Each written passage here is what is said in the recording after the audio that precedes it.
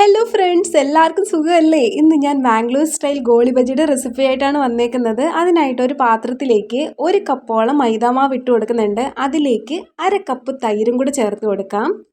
ഇനി ഇതിലേക്ക് 1 ടീസ്പൂണോളം ചെറിയ ജീരകം ചേർത്ത് കൊടുക്കുന്നുണ്ട്. പിന്നെ ചെറിയൊരു പച്ചമുളക് ചെറുതായി ചോപ്പ് ചെയ്തത് ആഡ് ചെയ്ത് കൊടുക്കാം.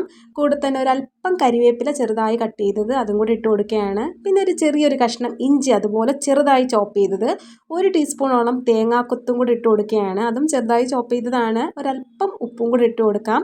1.5 ടീസ്പൂണോളം പഞ്ചസാര ചേർത്ത് കൊടുക്കാം. പഞ്ചസാര കൂട്ടിയോ കുറയ്ക്കുകയോ ഒക്കെ ചെയ്യാവുന്നതാണ്, കുഴപ്പമൊന്നുമില്ല. ഒരല്പം ബേക്കിംഗ് സോഡയും കൂടി ഇട്ട് കൊടുത്തതിന് ശേഷം കൈകൊണ്ട് തന്നെ നന്നായിട്ട് യോജിപ്പിച്ചെടുക്കണം.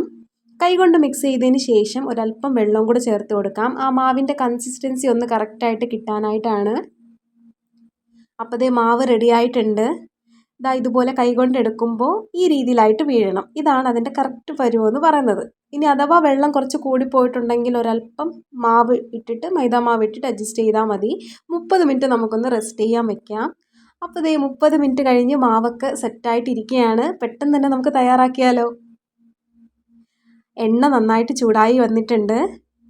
കൈകൊണ്ട് തന്നെ ഈ മാവ് കോരി എണ്ണയിലോട്ട് ഇട്ട് കൊടുക്കാനുള്ളതാണ്. അതുകൊണ്ട് അതിന് മുമ്പ് ഒരല്പം കൈയൊന്ന് നനച്ച് കൊടുക്കാം, മാവ് ഒട്ടിപ്പിടിക്കാതിരിക്കാനായിട്ടാണ്.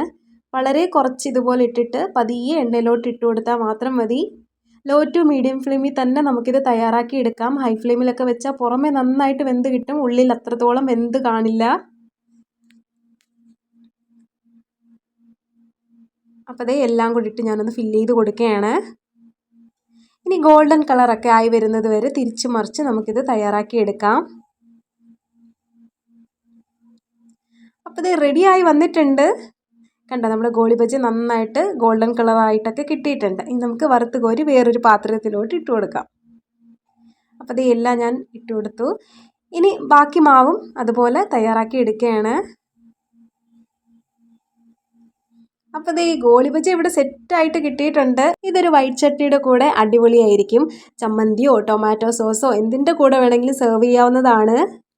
അപ്പോൾ ഈ ഗോളി ബജി നല്ല സോഫ്റ്റായിട്ട് പുറമേ നല്ല ക്രിസ്പി ആയിട്ട് അടിപൊളിയായിട്ട് കിട്ടിയിട്ടുണ്ട്. എല്ലാവരും ഇതുപോലെ ഒന്ന് ട്രൈ ചെയ്ത് നോക്കണേ. ഞാൻ ജനിച്ചതൊരു മലയാളിയായിട്ട് കേരളത്തിലാണെങ്കിലും എൻ്റെ കുട്ടിക്കാലവും വളർന്നതും പഠിച്ചതും ഒക്കെ മാംഗ്ലൂരാണ്. അപ്പോൾ അവിടുത്തെ ഡിഷസൊക്കെ എനിക്ക് ഭയങ്കര പ്രിയപ്പെട്ടതാണ്. എൻ്റെ ഈ ചെറിയ ചാനലിൽ അവിടുത്തെ റെസിപ്പീസൊക്കെ ഇൻക്ലൂഡ് ചെയ്യാൻ ശ്രമിക്കുന്നതായിരിക്കും. അപ്പോൾ എന്തായാലും നിങ്ങളെല്ലാവരും എന്നെ സപ്പോർട്ട് ചെയ്യുമെന്ന് പ്രതീക്ഷിക്കുന്നു. ഈ വീഡിയോ എല്ലാവർക്കും ഇഷ്ടമായിട്ടുണ്ടെങ്കിൽ ലൈക്ക് ചെയ്യാനും സബ്സ്ക്രൈബ് ചെയ്യാനും മറക്കരുത്. അടുത്തൊരു ഈസി റെസിപ്പി ആയിട്ട് വീണ്ടും കാണുന്നത് വരെ ബൈ.